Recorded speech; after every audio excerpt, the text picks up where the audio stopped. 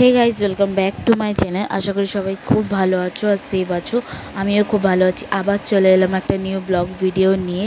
তো আজকে আমার ডে 19। তো যাই হোক, ভিডিওটা আজকে এখান থেকে স্টার্ট করেছি। তো আজকে হেভি স্পেশাল ডে।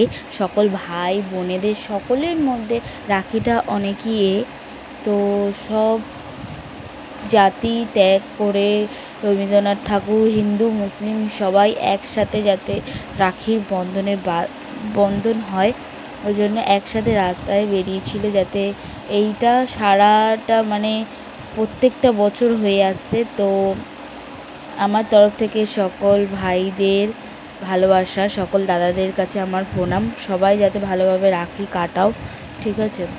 আর কে কোথায় রাখিতে যাচ্ছ আমাকে কমেন্ট করে জানাবে। আমি কোথাও যাচ্ছি না। আর এখানে এসে গেছি, আমাদের ঘরে একটা পাকা মেয়ে, আমাদের একটা দাদার মেয়ে হয়, ঠিক আছে? প্রথম আসতে চাইছিল না, তারপর এসে কত রকম ভঙ্গি ভাঙ্গা দিচ্ছে। হ্যাঁ, কথা অতটা বলতে পারে না, একটু একটু বলতে পারে, ঠিক আছে? মার সাথে টুকি টুকি করছে, ও টুকি টুকি ওইটা দিয়ে টুকি করছে। আমি বলছি ওটা দিয়ে তো তোকে দেখেই নেবে, কি টুকি করছিস তুই? তো তারপরে মা বললো, তাহলে তুই এই ছাগনিটা নিয়ে টুকি কর। তো ওকে ছাগনিটা দিয়েছে, ছাগনিটা নিয়েও করছে না। তারপরে যখন আমি যেই মোবাইলটা নিয়ে ঘুরে গেছি, তখন ও টুকি টুকি করছিল। এই দেখো আমি ঘুরে যাচ্ছি, ও করছে, এই দেখো, দেখেছো তো? আমি লুকিয়ে যেই ঘুরছি সেই ঘুরিয়ে দিচ্ছি। এত বদমাস রে, মুচকি মুচকি হাত। সেই বয়স থেকেই ও সব বুঝে গেছে।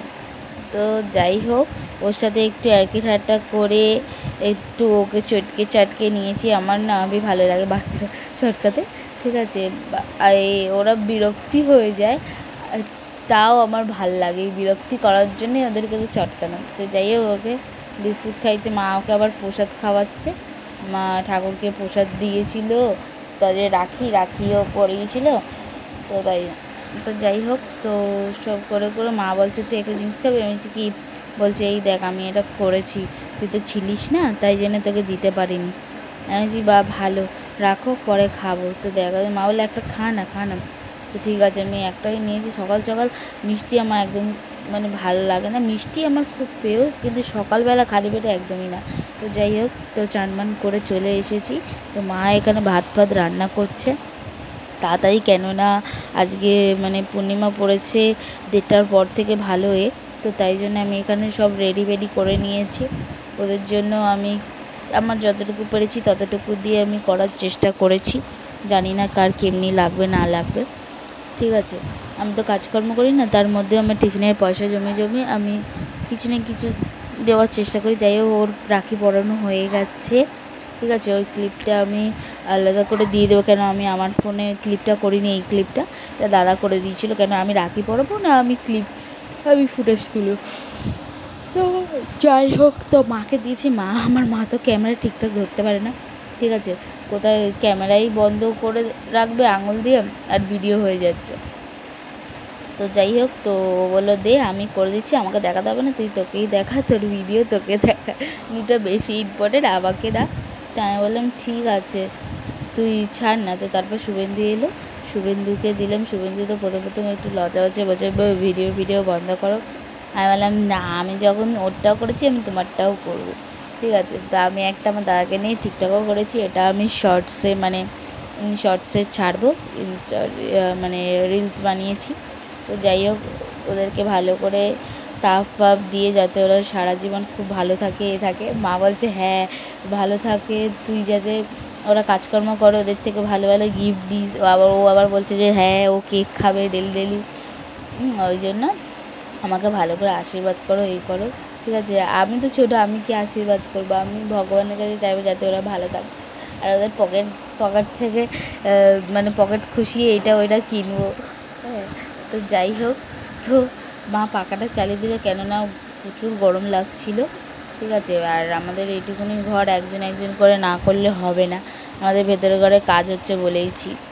তো তাই জন্য তো হয়ে গেছে। এবার আমি সাহিলকেও বলেছিলাম দাদাকে যে এই কিছু গিফট দে, ও বলছে কিছু নেই। আমি বলছি তুই কিছুই দিবি না, করে দিই কাজকর্ম করবি না তো কী দিবি, ঠিক আছে? তো ও আমাকে কী নেবে জিজ্ঞাসা করছিলো।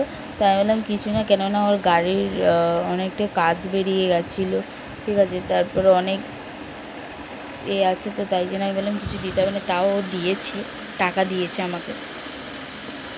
তারপরে সব ও খেয়ে নিল, ঠিক আছে। তারপর আমি এখানে বসে বসে একটু করছিলাম। শুভেন্দু খাওয়া হয়ে গেছে, শুভেন্দু দাঁড়িয়ে আছে বাইরে, ঠিক আছে। তো তারপর আমি এখানে বসে আছি, বসে থাকতে ও বললো যে চলো দাদা পিসির বাড়ি যাবে, খুশি রাখি পরাবে বলে। তারপর ওখান থেকে ওরা ছোটো পিসির বাড়ি যাবে, তো তাই জন্য ও বললো আমাকে একটু ছেড়ে দে। তো ছেড়ে ফেরে এসে আমরা একটু ওই দিক থেকে ঘুরে ঘাড়ে, তো তারপর আমরা ঘরে বসে আছি। বসে থাকতে থাকতে আমি মাকে বলছি তোমাকে কি রাখি পড়েছে দেখাও। শুভেন্দুকে বলছি তোমারটা দেখাও। তো ও দেখাচ্ছে এমনি করে, বলছে সূর্য, ঠিক আছে। বাবারটা আমি ঠিক মতন বোঝা যাচ্ছে না, বাবা এরকম করে দেখিয়েছে, এরকম বোঝা যাচ্ছে। তো তারপরে বাইরে বেরিয়ে এলাম, বাইরে বেরিয়ে এসে একটু আমি আর কি মারছিলাম এই কালুর সাথে, ঠিক আছে। এ না একটু মানে কি বলবো, যে মেন্টাল বলবো, একটু মাথার প্রবলেম আছে, ঠিক আছে। আস্তে আস্তে কথা বলে, সব রকম জানেও, আমাদের পাড়াই থাকে। আমি ওকে বলছি তুই কোথায় হারিয়ে গেছিস, ঠিক আছে, তোর এই ছবিটা নিয়ে আমি মানে ছাড়বো, ভিডিওটা ছেড়ে বলবো যে কার ছেলে হারিয়ে গেছে, ওকে খুঁজে পেলে আপনারা আমাকে কমেন্ট করবে, নেই করবে। আমি বলছি তোর নাম কি? ও বলছে কালু। আমি বলছি কালু কি? বলছে কালু মণ্ডল। আমি বলছি ভালো করে বল, কিছু শোনা যাচ্ছে না। কেন এত আস্তে আস্তে কথা বলে, ওর পাশে বসেও শোনা যাবে না কী বলছে না বলছে।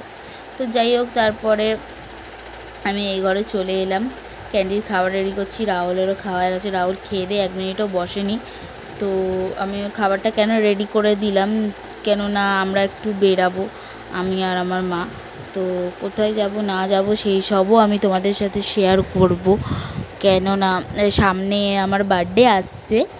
তো বার্থডে আসছে বলে তো তার জন্য মা বললো যে চ একটু ঘুরে আসি। তাই আমি বললাম কোথা থেকে ঘুরে আসবো, তো আমিও এখন দেখাবো না, তো কোথায় যাচ্ছি না যাচ্ছি তোমাদেরকে সেটা শেয়ার করব। তো তার জন্য দেখতে হলে পুরো ভিডিওটা দেখতে হবে, কোনো স্কিপ করা চলবে না। তো ভালো থাকলে obviously like comment share subscribe করে দেবে। তো আমি নিচে চলে এলাম, রেডি ফেডি হয়ে নিলাম। তো 7টা বাজতে যায়, আর মারা মাসিরা দিদা সব মিলে গেছে ডাক্তার দেখাতে, মাসিকে আর দিদাকে।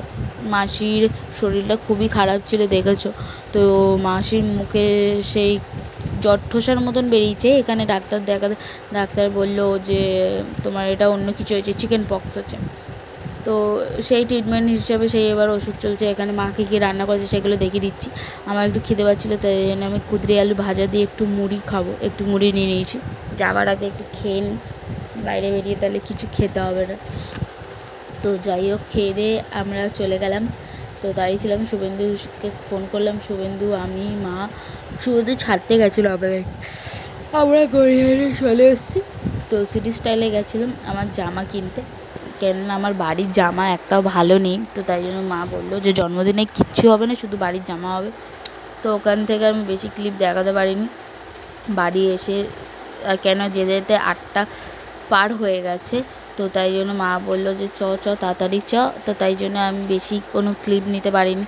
তো ওখান থেকে আমরা হেঁটে হেঁটে হেঁটে হেঁটে দেশবী পার্ক অফিস দিয়ে এসেছিলাম। দেশবী পার্ক থেকে তারপর অটো করে আমার একটা কাকা আছে, ও ছেড়ে দিয়েছে। তো যাই হোক, আমি ভিডিওটা এখানেই এন্ড করছি, দেখা হচ্ছে কালকে।